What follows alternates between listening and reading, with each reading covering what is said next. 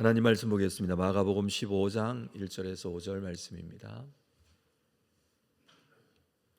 마가복음 15장 1절에서 5절 말씀 한 절씩 교독하겠습니다. 새벽에 대제사장들이 즉시 장로들과 서기관들 곧 온 공회와 더불어 의논하고 예수를 결박하여 끌고 가서 빌라도에게 넘겨주니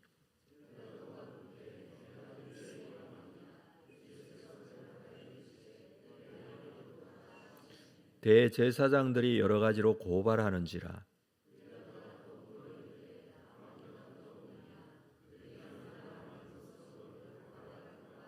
함께 읽습니다. 예수께서 다시 아무 말씀으로도 대답하지 아니하시니 빌라도가 놀랍게 여기더라. 아멘. 오늘부터 우리 한 주간 고난 주간 특별 기도회를 진행하며 주신 말씀 함께 묵상하고 또 기도하는 시간 갖고자 합니다. 특별히 이번에는 마가복음 15장 말씀 중심으로 말씀을 나누도록 하겠습니다. 마가복음은 전체가 16장까지 있는데 11장에 예수님께서 나귀를 타시고 예루살렘에 들어가시는 장면이 기록이 되어 있습니다. 11장부터 16장까지 마가복음 전체에 있어서 많은 부분이죠. 이 부분이 예수님의 3년 인생의 삶 동안에 그 중에서 마지막 한 주간의 삶을 기록하고 있습니다. 그래서 마지막 한 주간의 삶은 그만큼 중요한 기간이었기 때문에 마가복음은 많은 시간을 많은 분량을 할애해서 이 부분에 대해서 기록을 하고 있는 것이죠. 특별히 14장에서는 예수님이 체포되는 장면이 있습니다. 체포되는 시간이 요일로 본다면 목요일 밤 시간이죠.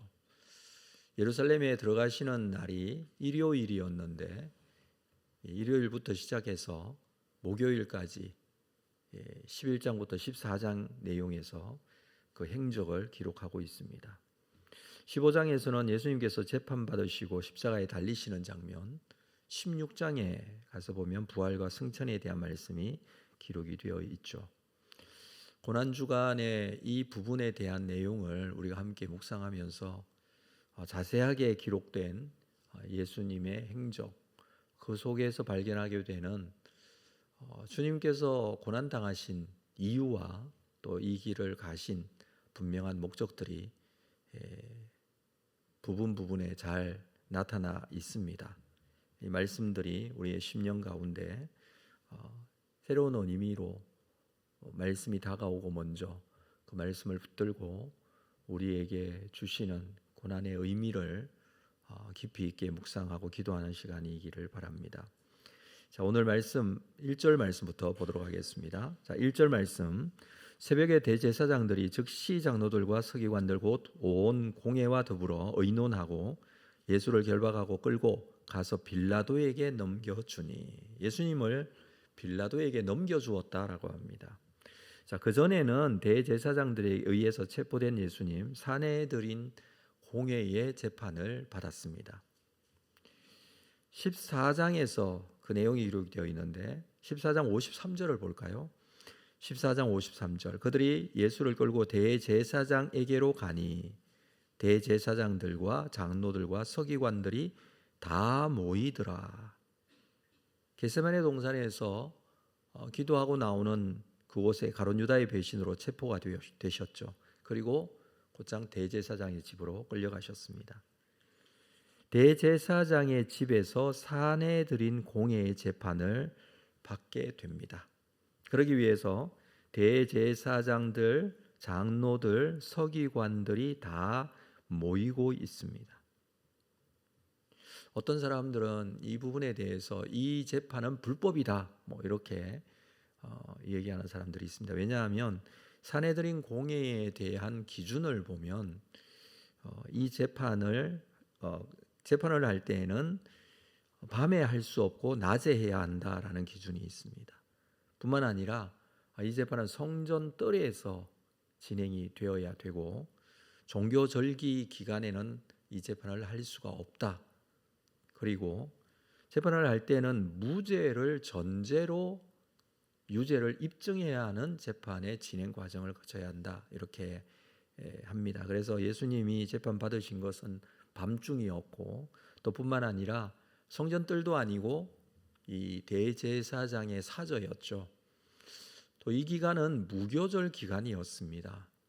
예수님을 재판하는 과정을 보면 무죄를 전제로 하지 않고 유죄를 전제로 하는 재판이었습니다. 이런 이유들로 인해서 아마 이 재판은 그때 당시에 불법으로 진행이 되었다라고 하지만, 사실 이런 내용, 산헤드린의 재판에 대한 내용에 대한 기준이 기록된 문서는 주후 200년 후에나 기록된 문서입니다. 그래서 이런 재판이 여러 가지로 문제가 있었기 때문에 그렇게 정리해서 나중에 기록을 해 놓은 것입니다. 당시 예수님의 재판 받으시는 그때 당시는 실제적인 재판의 자리에서는 이런 기준이 적용되지 않고 있었던 것이죠.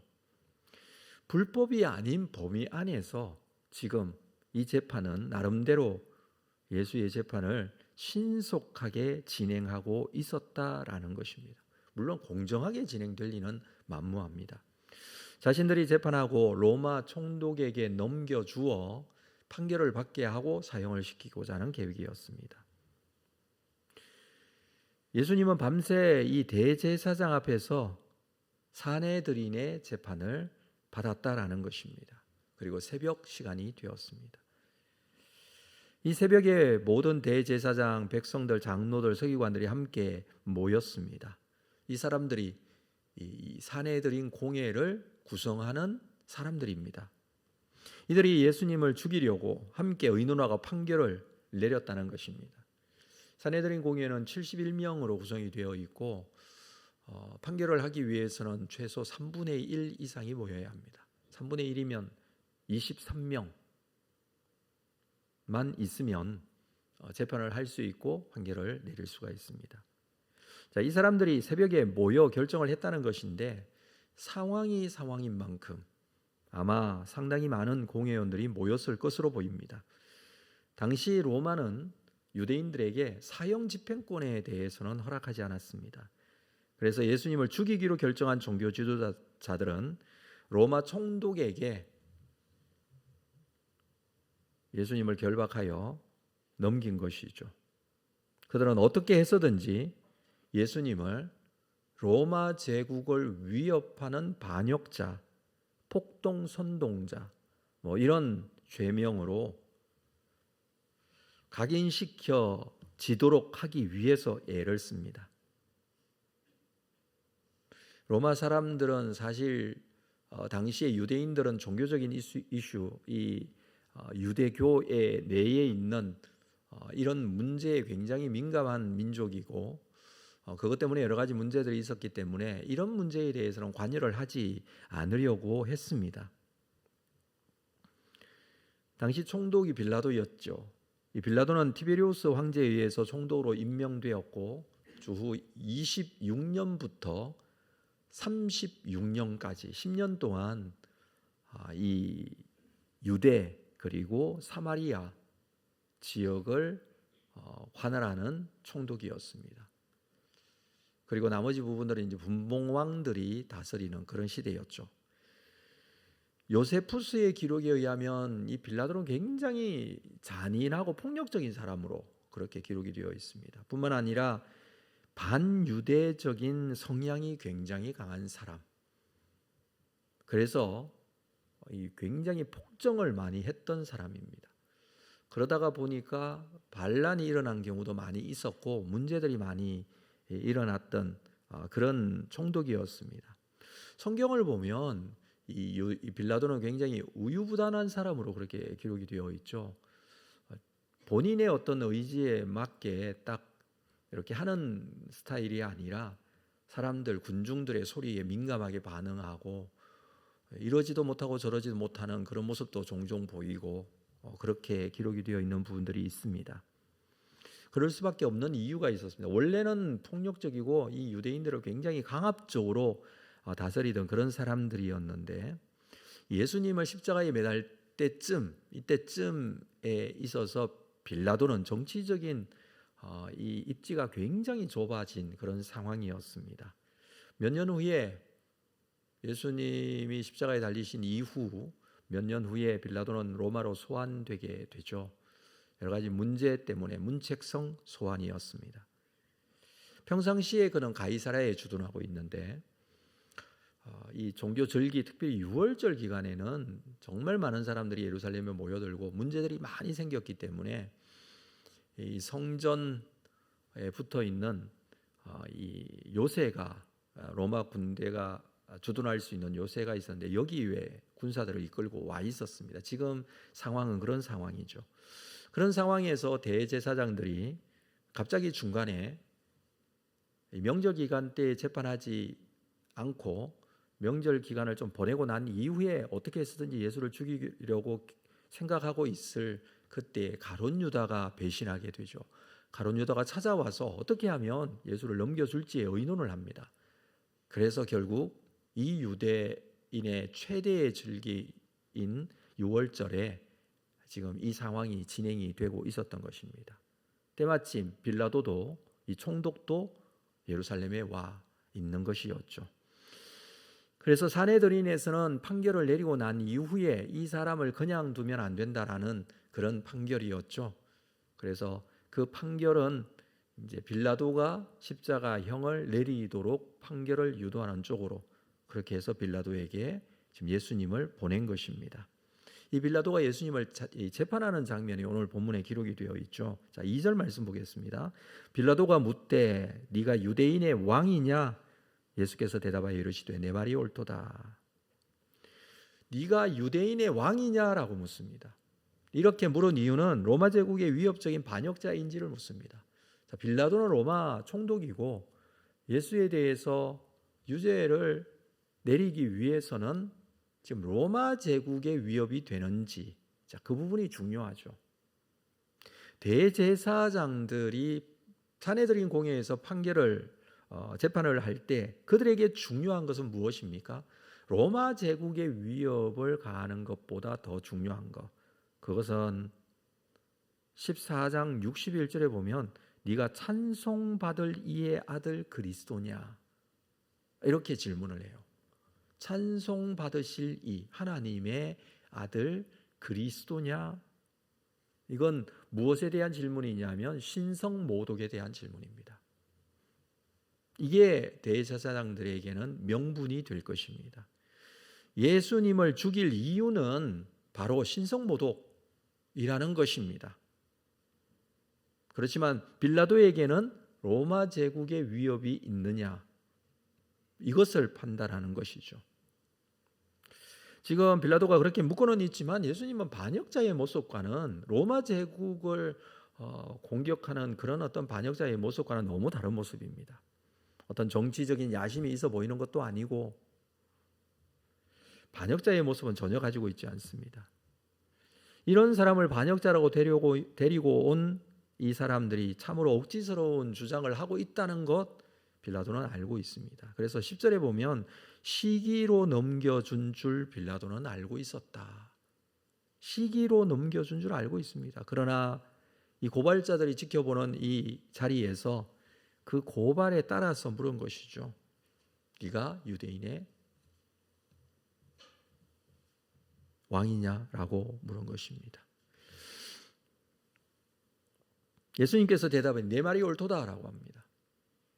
이것을 고발자들은 이 땅에 로마 제국과 경쟁하는 나라를 세우고 다스리려고 하는 그런 억지 주장을 하게 된 것이죠. 네 말이 옳다.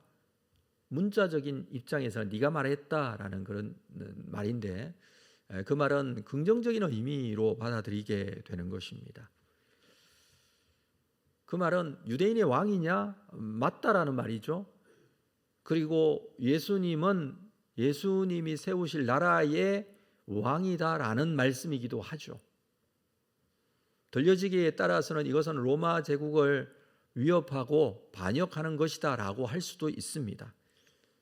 자, 이 부분에 대해서는 우리가 좀 자세히 보아야 되는데 예수님께서 빌라도와 얘기한 이 장면이 마가복음에는 기록되지 않지만 요한복음에는 자세하게 기록이 되어 있습니다. 자, 요한복음 18장 33절 이후의 말씀 좀 보도록 하겠습니다. 요한복음 18장 33절. 이에 빌라도가 다시 관정에 들어가 예수를 불러 이르되 네가 유대인의 왕이냐. 네가 유대인의 왕이냐라고 물었던 이 질문에 대해서는 빌라도가 관정으로 예수를 불러다가 묻는 장면이 있습니다. 34절 예수께서 대답하시되 이는 내가 스스로 하는 말이냐 다른 사람들이 나에 대해서 내게 한 말이냐. 스스로 한 말이냐고 묻습니다. 35절 빌라도가 대답하되 네가 유대인이냐 네 나라 사람과 제사장들이 너를 내게 넘겼으니 네가 무엇을 하였느냐. 36절 예수께서 대답하시되 내 나라는 이 세상에 속한 것이 아니니라. 유대인의 왕이냐 그렇다라고 대답을 했는데 그것에 대한 의미를 말하고 있습니다. 내 나라는 이 세상에 속한 것이 아니니라. 만일 내 나라가 이 세상에 속한 것이었더라면 내 종들이 싸워 나로 유대인들에게 넘겨지지 않게 하였으리라. 이제 내 나라는 여기에 속한 것이 아니니라. 굉장히 중요한 말씀을 여기서 하고 계십니다. 37절 빌라도가 이르되 그러면 네가 왕이냐. 예수께서 대답하시되 내 말과 같이 내가 왕이니라. 네 말이 옳다라는 단순한 대답이었지만 여기에서는 자세하게 기록을 하고 있죠. 네 말과 같이 내가 왕이다. 내가 이를 위하여 태어났고 이를 위하여 세상에 왔고 곧 진리에 대하여 증언하려 함이라. 무릇 진리에 속한 자는 내 음성을 듣느니라. 예수님께서 지금 내 나라, 하나님 나라에 대한 이야기를 자세하게 말씀하십니다. 내 나라는 이 세상에 속한 것이 아니다 라고 합니다. 이 나라가 세상에 속해 있다면 내 종들이 싸워 유대인들이 나를 여기에 넘겨주지 않게 했으리라. 예수님 지금 넘겨졌잖아요. 그래서 이 세상에서 이기는 그런 나라가 아니라는 것입니다. 이 세상에서 성공하거나 이 세상과 맞서지 않는 그 나라를 지금 말하고 있습니다. 이것이 진리라고 합니다. 이것을 위하여 예수님이 태어나셨고 이것을 위하여 이 세상에 오셨습니다. 이 진리에 대해서 증언하고 완성하기 위해서 십자가를 지신다는 것이죠. 여러분, 예수님께서 말씀하시는 내 나라, 이를 위하여 내가 여기에 왔고 이를 위하여 내가 십자가에 죽을 것이라는 말씀을 하고 계신 것입니다. 그리고 이 진리에 속한 자는 내 음성을 듣는다. 이 음성을 대제사장들은 듣지 못하고 있었습니다. 아니 빌라도도 지금 듣지 못하고 있습니다. 예수님께서 말씀하시는 완성하실 하나님 나라에 대한 부분은 세상 사람들은 알 수 없고 들려지지도 않는 말씀입니다. 그런데 우리에게는 들려지고 있습니다. 세상에 속하지 않은 이 하나님 나라에 대한 소망을 가진 자, 이 진리에 대하여 믿고 순종하는 자에게는 들려집니다. 예수님께서는 이 나라를 완성하기 위해서 이 땅에 성육신하셨고 십자가에 죽으신 것입니다. 그래서 이 나라는 이 세상 나라와 동일선에서 생각해서는 안 됩니다.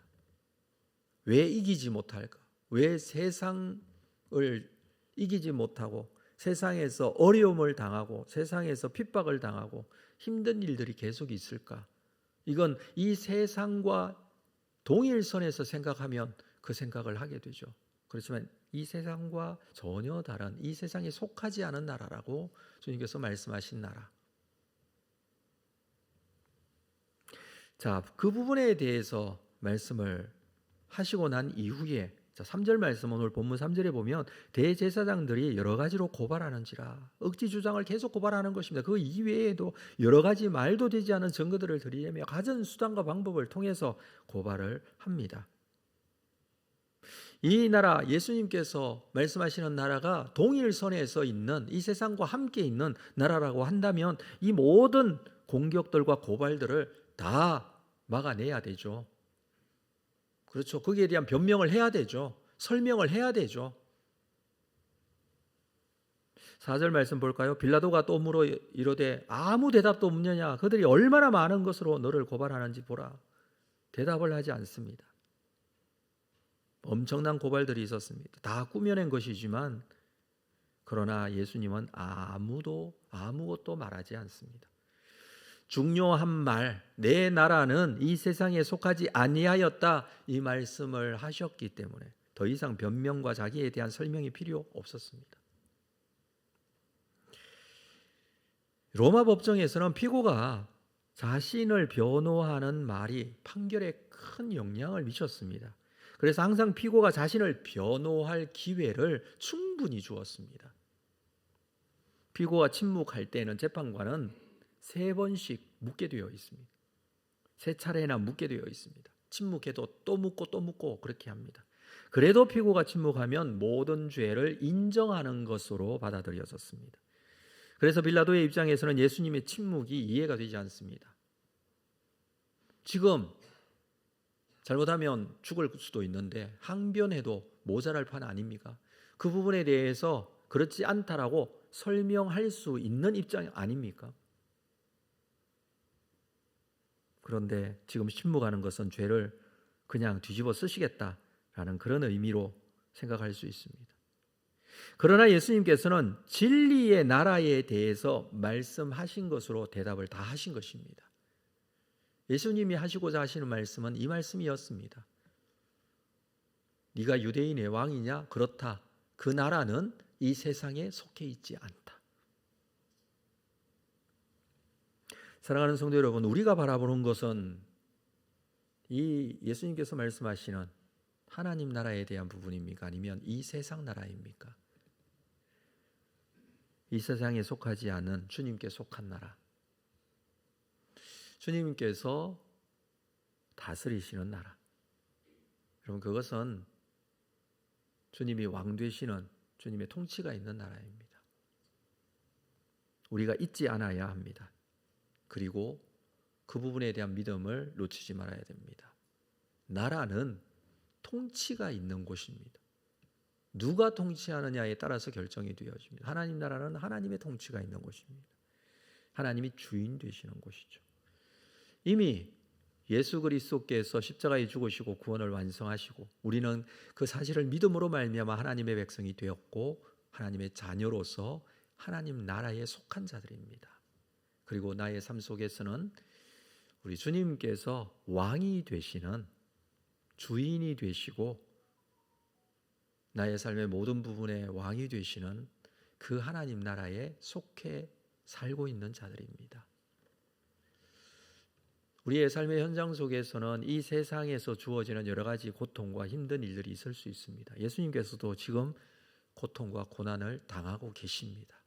사람들로부터 이 죄인 취급을 받으면서 있지도 않은 일들에 대해서 고발을 당하고 있습니다. 그러나 예수님께서 말씀하시는 내 나라는 이 세상에 속하지 아니하였고 이 진리에 대해서 분명히 선포하셨듯이 우리도 이 진리를 받아들이고 하나님 나라에 속한 자로 우리의 현재적인 상황이 힘들고 어려운 일들이 있을 수 있고 세상이 공격하는 그런 상황이 있을 수도 있지만 그럼에도 불구하고 주님이 왕이 되시는 내 마음속에 왕이 되시는 그 하나님 나라에 속한 자로 믿음 가운데 거룩하게 세워지는 여러분들 다 될 수 있기를 주님의 이름으로 축복합니다. 기도하겠습니다. 하나님 아버지, 십자가에서 완성하신 하나님 나라에 대한 믿음을 오늘 우리에게 말씀으로 주셨습니다. 이 진리에 대해서 들을 수 있는 믿음의 사람이기를 원합니다. 이 사실을 확실히 믿고 내 마음속에 품고 그 하나님 나라에 대한 산소망 놓치지 않고 우리의 삶의 자리로 나가기를 원합니다.